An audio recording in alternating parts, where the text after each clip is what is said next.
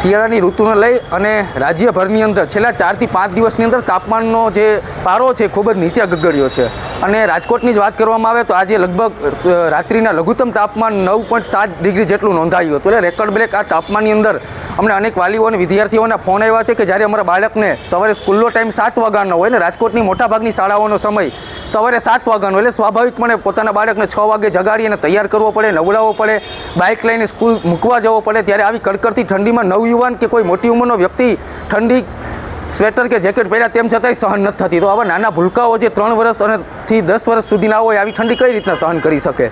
એટલે આ તમામ બાબતોને ધ્યાનમાં રાખી અને આજે અમે જિલ્લા શિક્ષણ અધિકારીને રજૂઆત કરી છે કે બાળકની સુરક્ષાને ધ્યાનમાં રાખી અને અત્યારે યુવાનો અને વિદ્યાર્થીઓમાં જે હાર્ટ એટેકના કિસ્સાઓ વધી રહ્યા છે એ તમામ ગંભીર બાબતોને ધ્યાને લઈ અને સ્કૂલોનો જે સમય છે 1 2 કલાક મોડો કરવામાં આવે, 9 વાગ્યાથી સ્કૂલનો સમય કરવામાં આવે તો આ ઠંડી લગભગ 30-35 દિવસ સુધી હવામાન વિભાગની આગાહી પ્રમાણે કોલ્ડ વેવ 30-35 દિવસ રહેવાનો છે.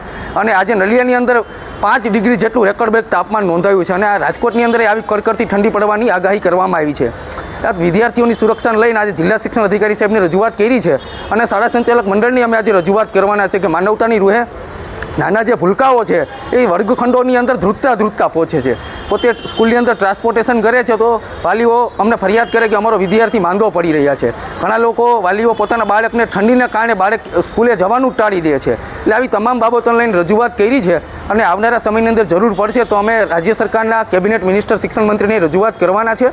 અને આ બાબતે આજે જિલ્લા શિક્ષણ અધિકારીએ સકારાત્મક અમને અભિગમ દાખ્યો છે અને એમને કીધું છે કે શિક્ષણ વિભાગના નિયામક સાથે ચર્ચા કરી અને 1 થી 2 દિવસની અંદર સ્કૂલોનો સમય મોડો કરવા માટે અમે પરિપત્ર બહાર પાડવાના છે.